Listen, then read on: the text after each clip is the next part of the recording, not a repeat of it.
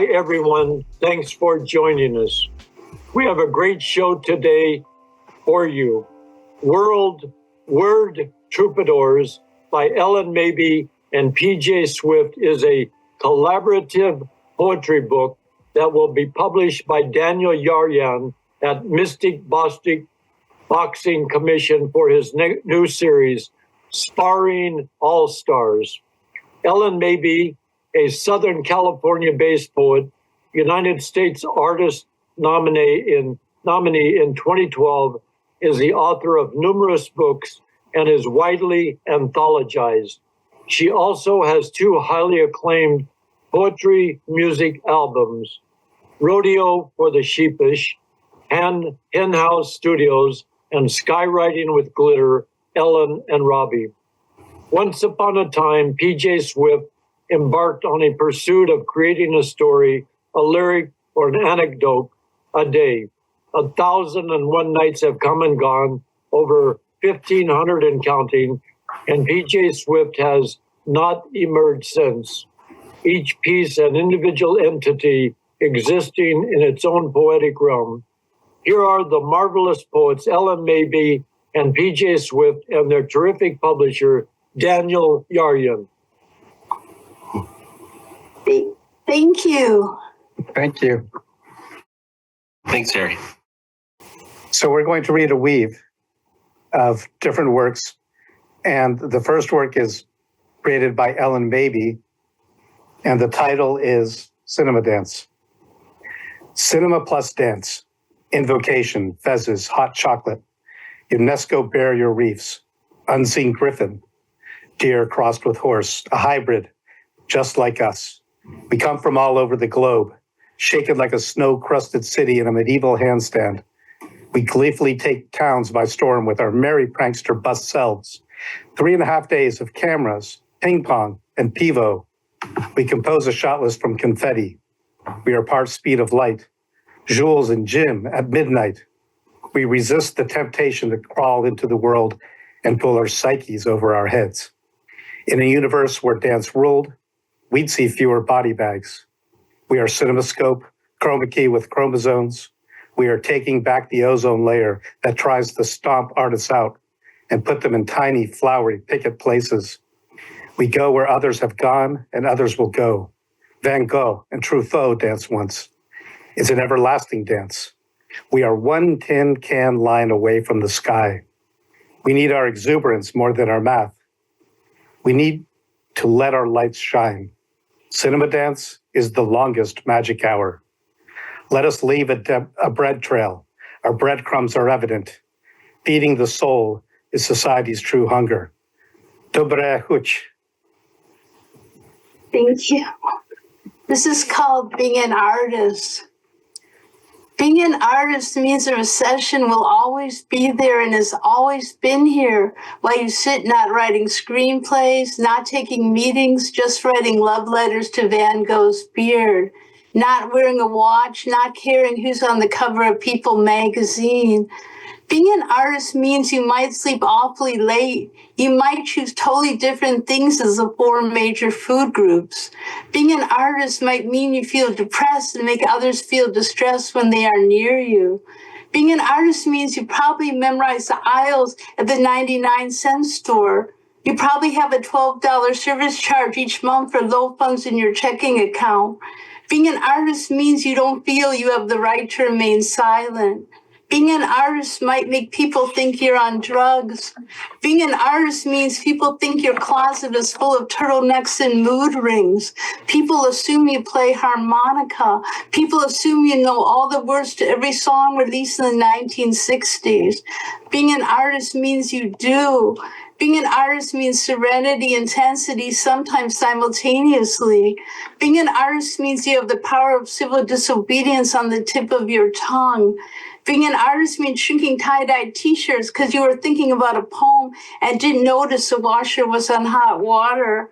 Being an artist is an active verb, a noun, a consonant, an adjective in a world full of chaotic life sentences. Being an artist is not necessarily a choice. War of the Arts. It It started with the wailing. The adversaries sent multiple divisions of singers to the front who launched a barrage of songs. Ballads, blues, country, rock, and opera, from duets to full-scale choirs. For a moment, all was still and silent. Then hundreds of planes flew overhead, dropping thousands of tiny parachutes, each carrying a unique and original poem.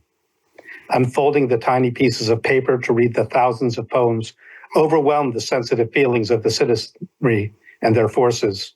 They were virtually incapacitated.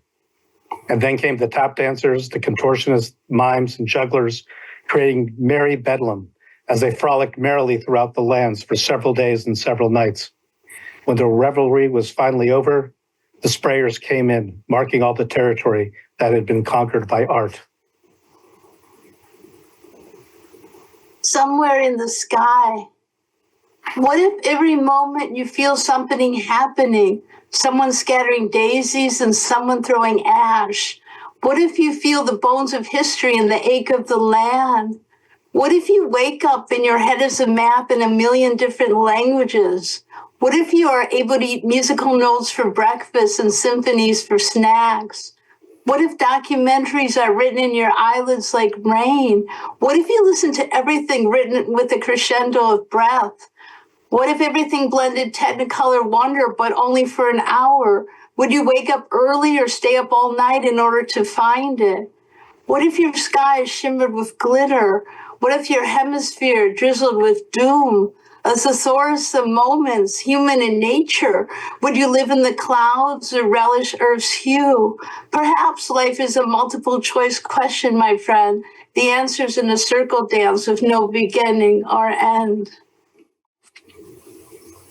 The first rhyme. Somewhere deep in prehistoric days, the first bird appeared, indeed upon hatching from an egg. Strutting and stretching its wings, this very young but ancient bird opened its beak, releasing the first sound, an awkward primal squeak into a raw and empty world. Shortly later, a similar sound returned to the bird. He hopped about excitedly. He was not alone in this world. Perhaps he had a friend. The little bird squeaked again. The sound returned, again and again. Squeak, squeak, squeak, squeak. But the sounds were not from another bird. This was his own echo. Echoes reverberating his own voice. Squeaks that rhythmically replicated his original cries. And so the bird discovered rhyme. Not fully alone in the world, he had his rhyme and poetry to keep him company, waiting until one day the whole sky would sing. Squeak, squeak, squeak, and so many other melodious and impassioned sounds. Whiff of wonder. There's such a pain in the world, like we all stepped on a thumbtack at the same time, and we can either take a step forward or a step back. But there's something in the collective paw of the world holding us up. For some it's music, for some it's a rainbow, for some it's nature, for some it's love. The world must contain wonder when it feels all the breath and wishes contained. Even a whiff of wonder at the right moment in time can do wonders living in the world. Perennial. It's a wholly expected miracle. Flowers bloom on regular occasion, sometimes more, sometimes less. Blossoming is inevitable. And yes, those buds can be snapped or trampled upon. But always something will bloom, somewhere, somehow, again.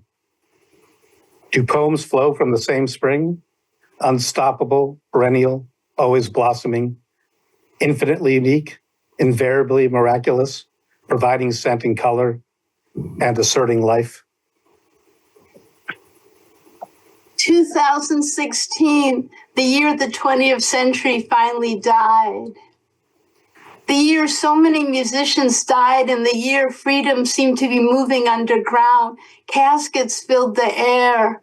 We live in times of turmoil, clocks beating quicker and quicker. Middle age seems old, seniors seem timeless. There's a lethargy in the way people move. There's a liturgy on the tip of our tongues. There's something in the morning cereal. It looks like newsprint. There's something in the evening news. It seems like farce, as though this couldn't be real. This over-the-top peek into tragedy's eyelid. This shiver that lives in our psyche like snow. We ski into another winter. The world is on a ski lift. Cocoa is leaving its face around a cup. We stir and it's January. We stir and it's the 20th century. We stir and it looks like it's black and white newsreels. History tries to repeat itself as the people in power like sequels.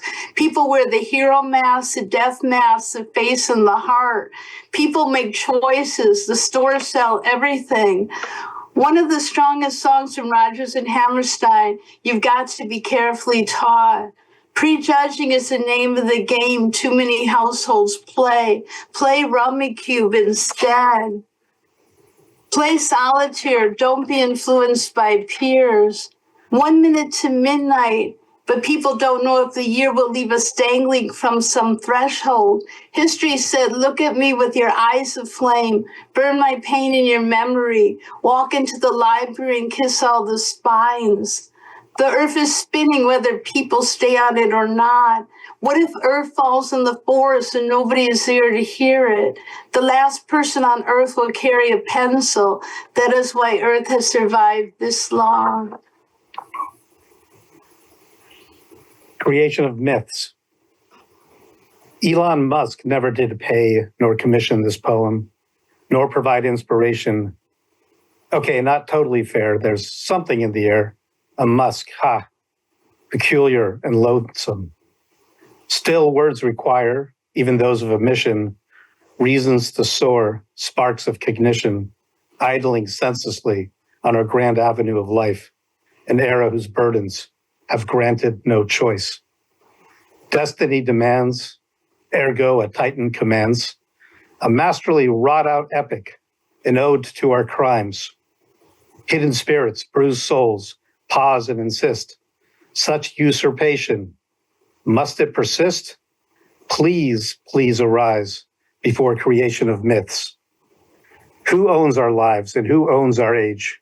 Who owns our words and who owns our rage? Who makes the melody and who sets the meter? Peter pays Paul, but who must pay Peter?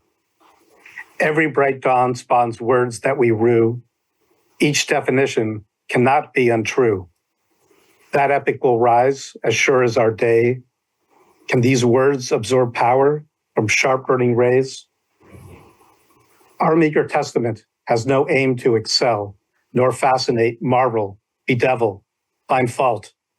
No muddling the score with origin stories, no appeasement of pain in pursuit of false glory. We inhabit our time. We did not ask to exist. We flounder, we wonder. If we live, we resist. Train. It's like when a train is making a stop at a city that's never had a train before. Sometimes you ride with the baggage.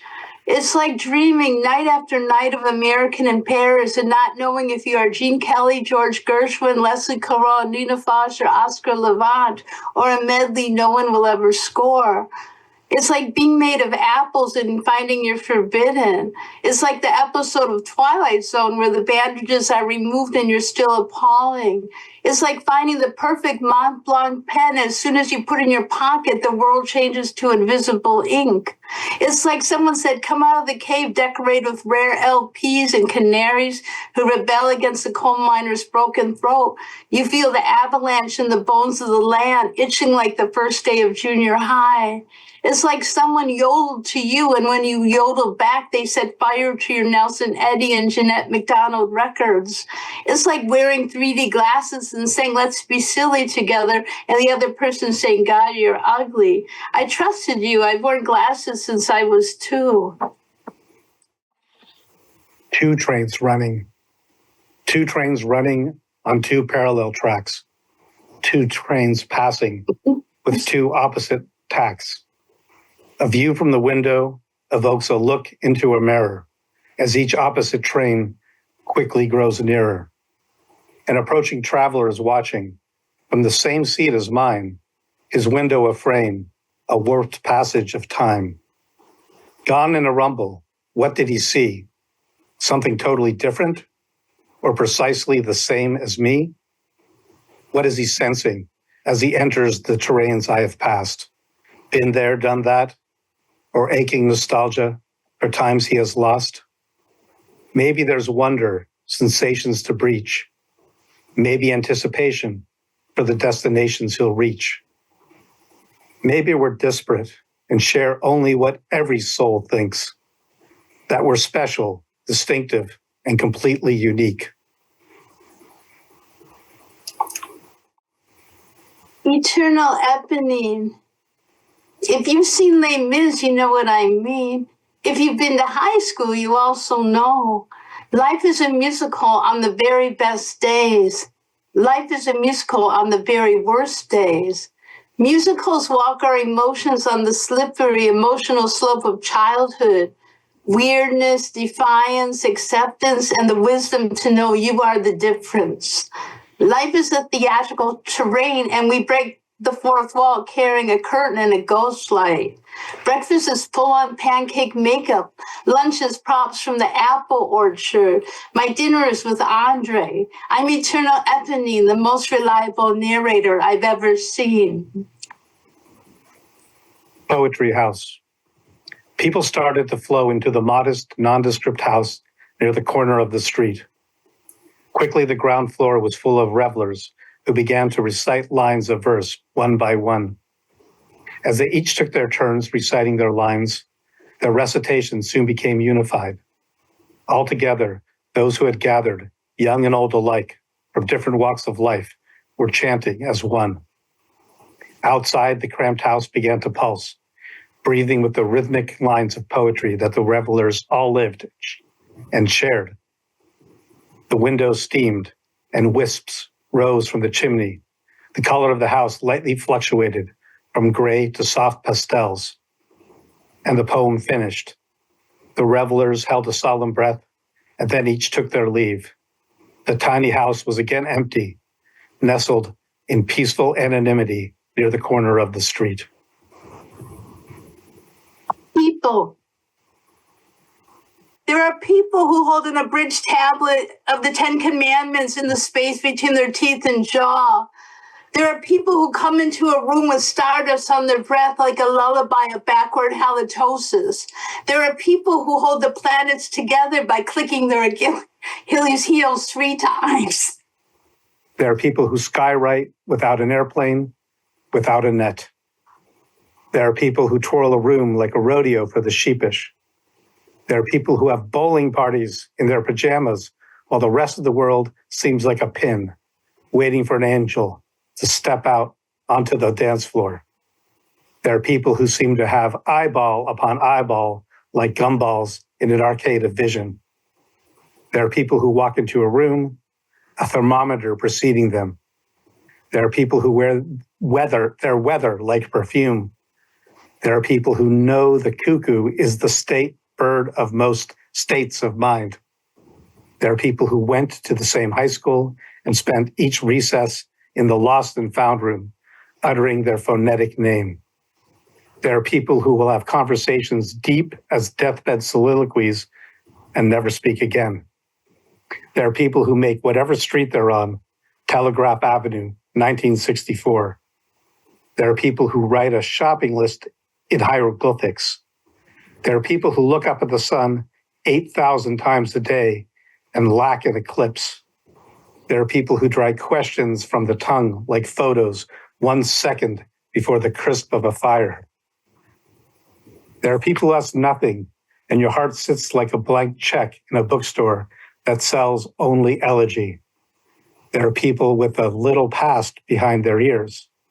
There are people with a newsreel on their eyebrows.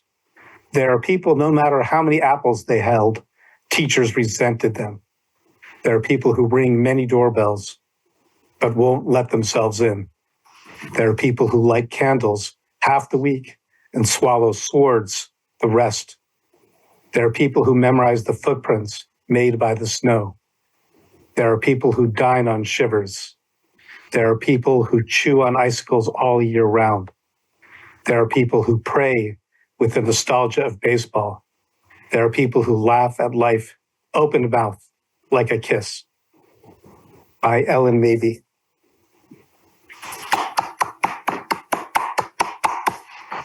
Thank you. So, if you can believe this, we got to look up more poems. I'm so. I mean, I really thought, you know what? I guess when we're still pretty new and we're not used to. Maybe I didn't realize. We can do that. Okay, I'm sorry. I'm so sorry. I thought we had brought too much. So let me find. Yeah, I thought so too. Ellyn and PJ and Daniel, let's take a couple of minutes here. Your reading of your poetry is imaginative, refreshing, radiant, and both of you have such excellent use of language, and the narrative is just fabulous. So let me just ask a couple of questions here before you continue. So let's just start with the book. Daniel Yaryan has made so many great books. So let me ask Daniel, how did this book between these two wonderful poets come about? Well, Ellyn was talking about her book with PJ on Facebook and social media, and they sent me a copy of the manuscript, and I thought, wow, this is really the launch side of something special, you know, as far as a synergy between two poets. And as you could hear when, you know, with their performance, you know, that not that it's a call and response, but it's like a perfect a pairing of two great poets. So I thought this would be a good way to kick off a series where I pair up two poets for each book, and then they go on tour together and share the stage, you know, like they're doing right here, and it's perfect, you know. So hence Sparring All Stars came about. It's a new series, which is really spearheaded by Ellyn and PJ's word Troubadours. And then we're also going to have Kenneth B. Rains and Dr. Mongo and S.A. Griffin and the late Scott Wamberg. So those will be the three books in the first wave of this series. But these two started it all. Well, it sounds like a great start off. And let me just learn a little bit about both of the poets. Ellyn, when did you write your first poem? Oh, I think, you know, a poem came to me when I lived in Manhattan, and I was an apprentice at the Actors Studio, and I was doing different. I moved there because I always wanted to go there, and it just seemed exactly what I should do at that point in time. And a poem, and they gave me a typewriter as a prop, and I used it, and a poem just came to me. It was like a mannequin and the mannequin just sort of came and just had this, it just sort of came to me, a poem. And that's how they do. They just sort of continue just always coming to me when they're ready. So I just that's been the way it's been all. So I started when I was 20. So like, gosh, I guess that's 40 years ago. Like I'm 60 now. Yeah, 40 years ago. Yeah. But thank you. And Daniel, thank you. It's very exciting what you said. I'm so glad. That's exciting and wonderful. Thank you. Thank you. What is it about the poetry form, Ellyn, that attracts you to it? Gosh, it just seems to be able to distill things in a very succinct but not, it just seems the imagery of it and everything and references and stuff. I mean, it just seems to come natural, and I appreciate it. I mean, I think hopefully you can see, I'm sure that a lot of the work, and PJ's work too, there's references to different art forms, which I think is a thing that ties it together. So I love all the art forms. I love musicals and all different things. So, but poetry, yeah, just imagistically how things kind of come together like that, Yeah. And PJ, when did you write your first poem? So I think that came for me much later than for Ellyn. But just as an example, the very first poem we read, it's called Cinema Dance. And that's around the time that I first met Ellyn. It was actually in a very remote part of Central Europe, where I used to be from. And I asked her to write a poem, and she came up with that. It's like, oh, wow, that's cool. Because I knew she was a poet before, but that was kind of just an impromptu commission on my part. And so I never thought about that again. But about 5 or 6 years ago, I started writing just little tiny stories every day. I thought I wanted to revive that tradition of 1001 Nights. And I didn't really consider them to be poems. Some were like stories, some were I just called them pieces. And Ellyn saw some of them, and Ellyn's always been very encouraging to keep doing that.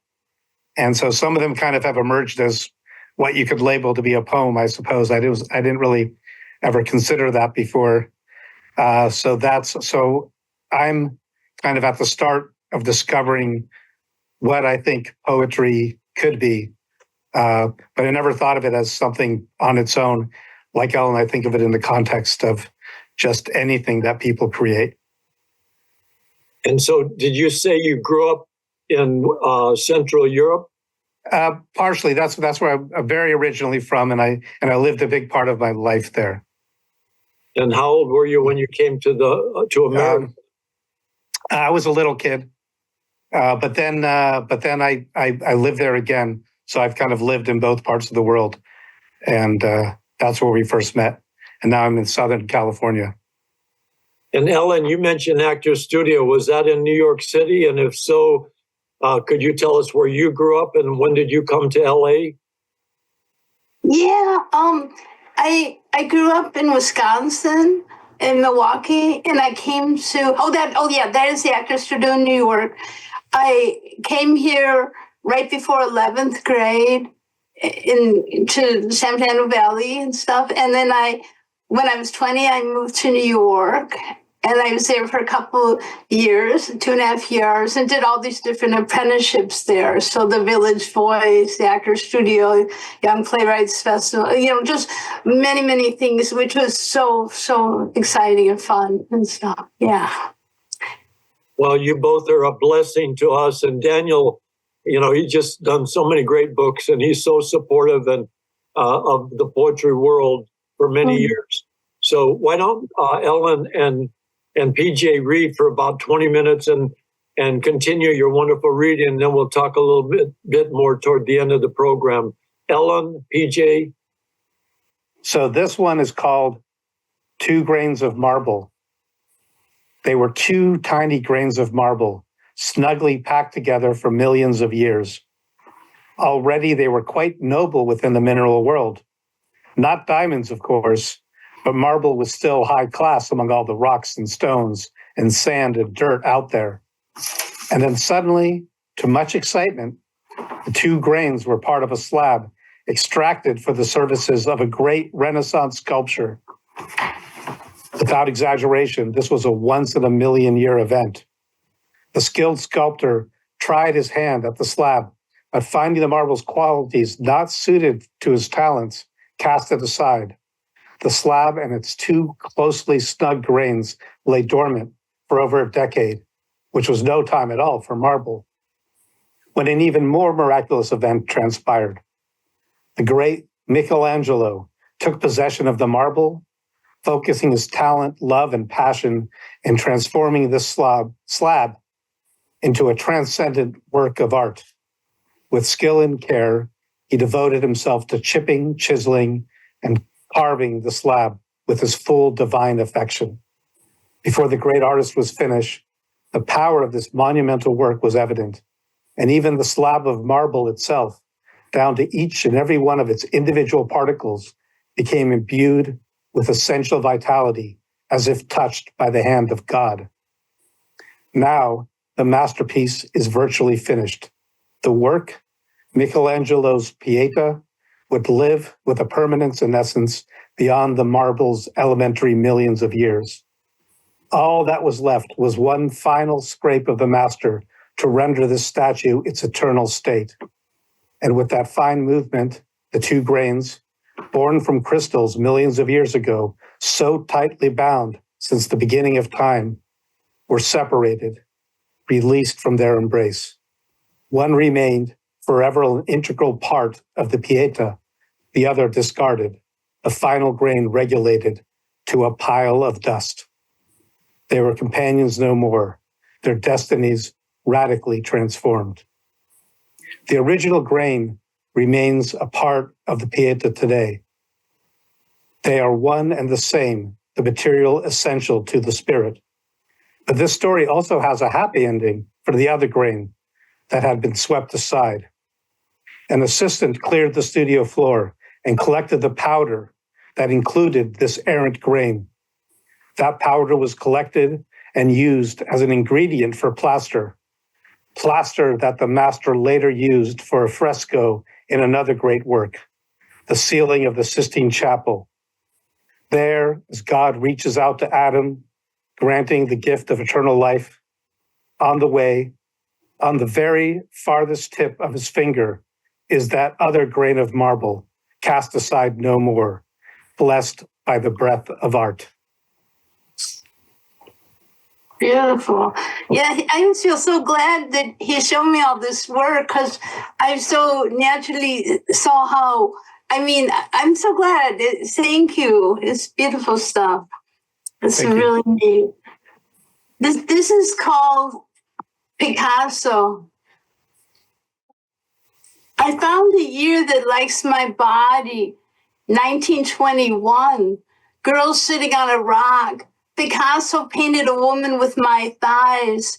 Walking around the museum, it hit me how Rubenesque is not just some word for someone who likes corned beef. There I was, naked on the edge of something, overlooking water, or was it salt?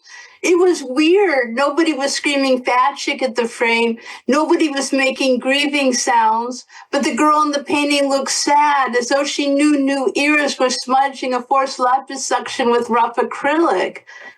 The caption said, girl sitting on rock, not woman who uses food to help cope for the lack of empathy in her sphere, not that gyms are closed and there are better muscles to develop, not girl 1 calorie away from suicide, just flesh on a rock.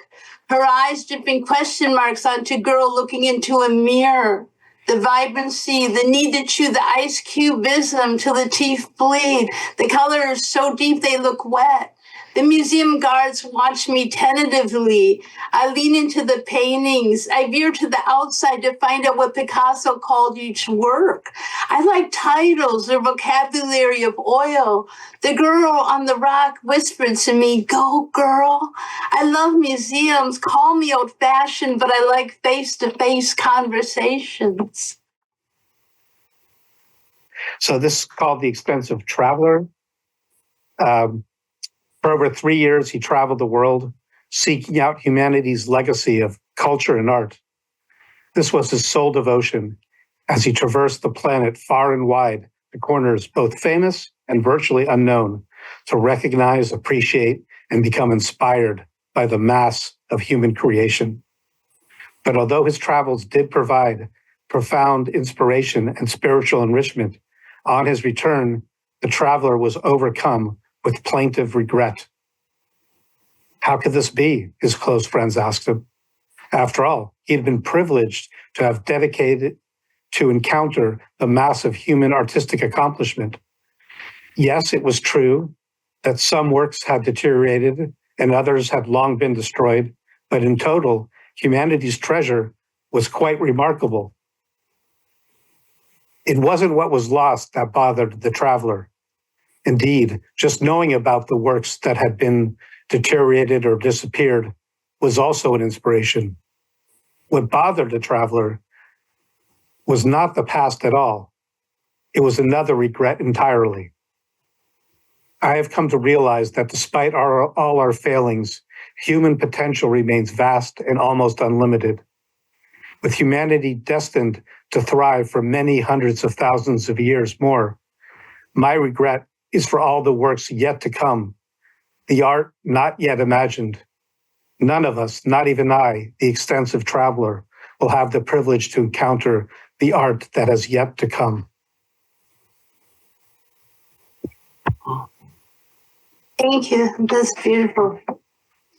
I heard what sounded like a song. It sounded like la. I started to hum with the knowing melody. Suddenly the voice got louder and it didn't sound like la anymore. The voice said live. I looked around and there was Joan of Arc. She said Leonard Cohen got me right. Music is the highest calling. She said live.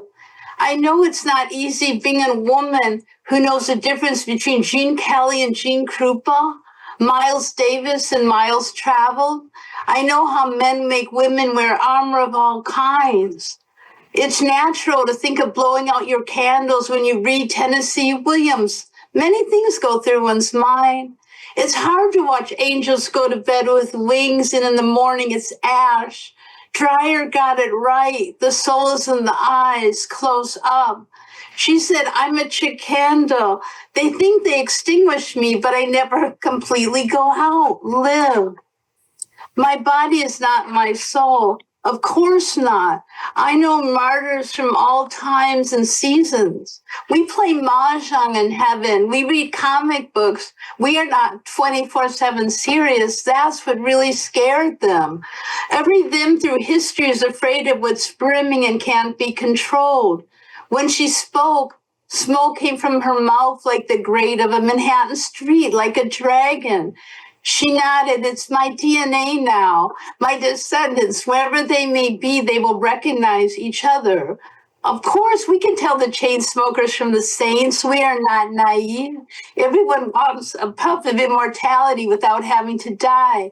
Death is a passing fancy. Still, for one glittering moment, I wanted a knight in shining armor to rescue me, like Guinevere and Lancelot, but I was King Arthur. My hands were tied. I assure you, I missed the grass I used to walk on barefoot. My feet were so much dust so quickly.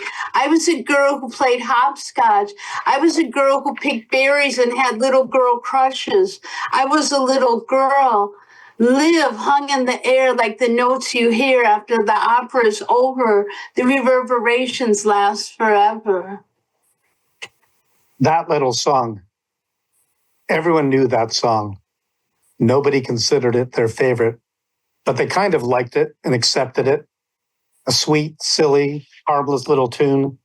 It stayed around for a while and made its comeback decades later. It survived because all those little moments that people shared and remembered, all that variety of emotion latched onto that song. That song was an emotional bank.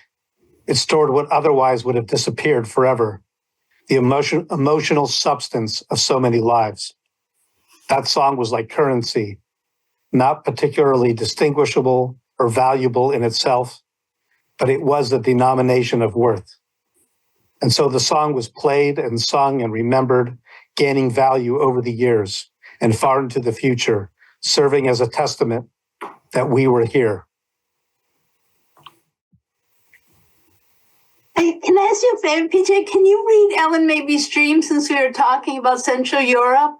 But I don't have it in bigger writing. Is that okay? I have it here. Okay. Thank you. Yeah. Yay, I appreciate it. Thank you. Of course. Thank Ellyn Maybe's Dream. Girl, poet belongs in the 1980s, folk singer, very nouvelle wave, guy, part Edward G. Robinson, loves noir, pulp novels, secretly musicals, gargoyle, smart, funny, nice, and extremely hip to music. The first two characters live in a tiny Midwestern town where they meet at Just Like Tom Thumb's Blues Cafe at the open mic Hootenanny night. The girl performs some Dylan poetry from Tarantula, and the guy sings Desolation Row. Bob Dylan is a huge life raft in their metaphoric desert, so they quickly decide to write a musical about the characters in Dylan's songs. They love being different. At the very same time, it's something that's caused emotional bruises and skinned knees since they were kids. Loneliness, precociousness, chance. They decide to play pin the tail with a map, and whatever country, town, or continent they land on, they'll go. While blindfolded, listening to spinning, whirling dervish songs, she suddenly reached with her thumbtack wand and decided their not-so-simple twist of fate. He says, "Hey, doll, where for art are we headed?"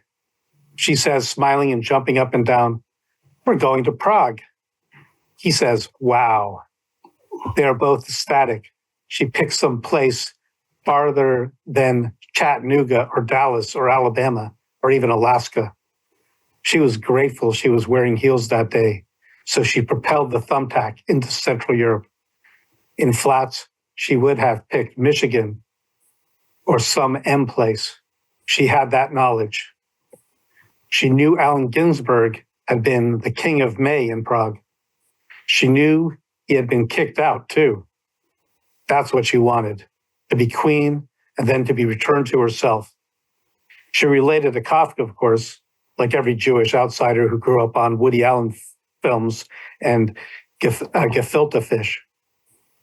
She felt she'd know Prague on sight, like Salvador Dali some night got in her eyes, and the things she'd see, the melting astronomical clock, the Vltava and its lions and circuses underwater. She saw illuminated manuscripts on her tongue when she brushed her teeth. On every tooth, she saw a saga, a hymn, something from other time. She saw the library burning at Alexandria every night. She felt the books march into her like a squadron of drowned soldiers asking to be saved. She reads all the time, never sleeping. She was the one who would remember. The books traced into her room like she was some call girl. At all hours, she'd have Dostoevsky showing up with a roulette wheel. She had Madame Bovary wet with oceans knocking in the middle of the night. She saw a room full of bugs as evidence that Kafka had slept there.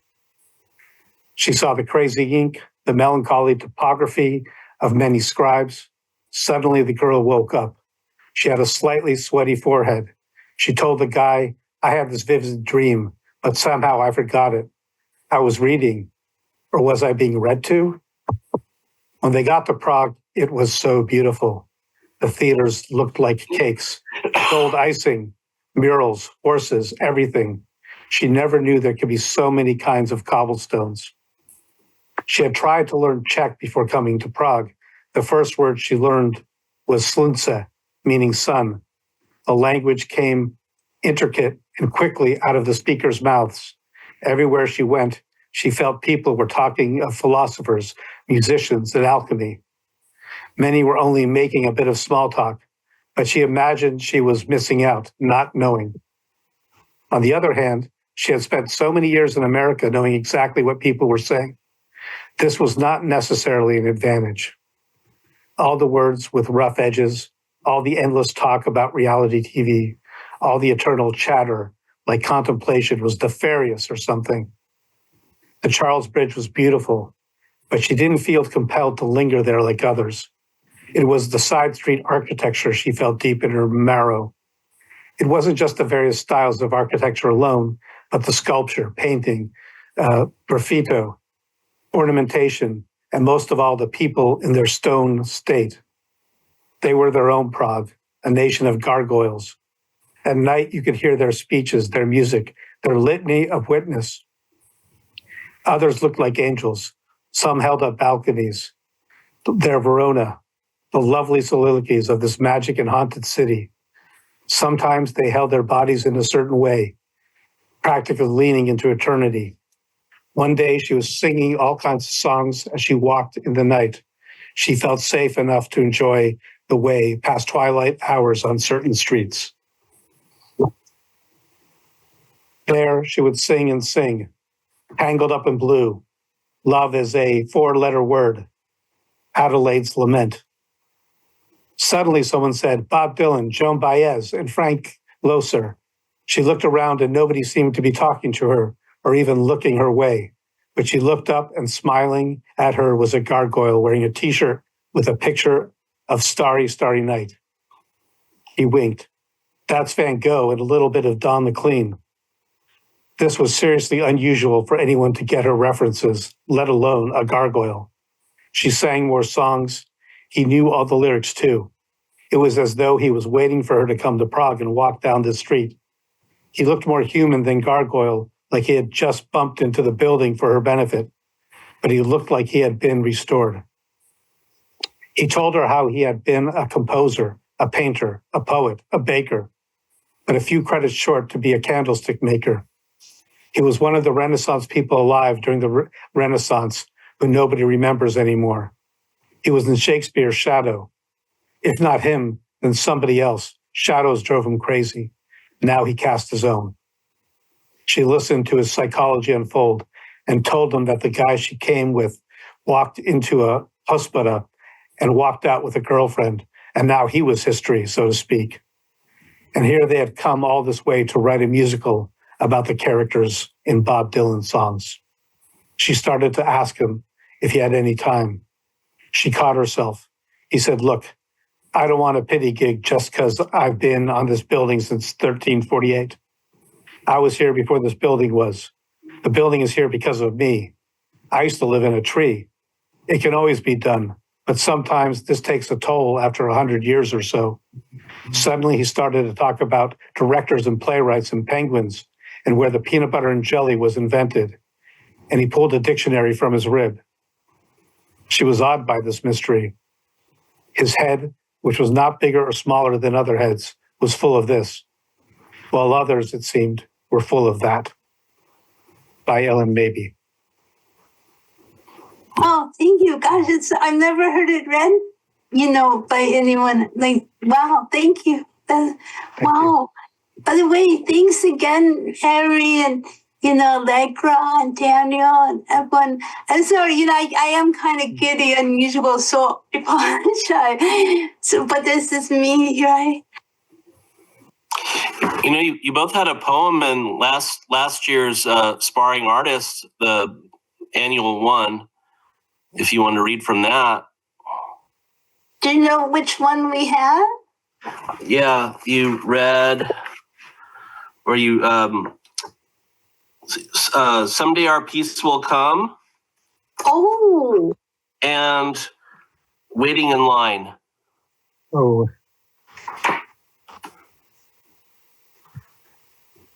Might take me a minute to find it. You believe it? Someday Our Peace Will Come is on page 106. But it's so weird. When I opened these folder of stuff, it was on top. Someday Our Peace Will Come was right on top. That is so great. Serendipity. Should I read it while you're looking for yours? Yeah. Okay. This is a poem I wrote for S.A. Griffin's project, The Poetry Bomb, where he traveled the country with an old poetry bomb. So I wrote that for this. Someday our peace will come. One day poetry dropped from the sky and the animals grew iambic pentameter tales and the people breathed in stars.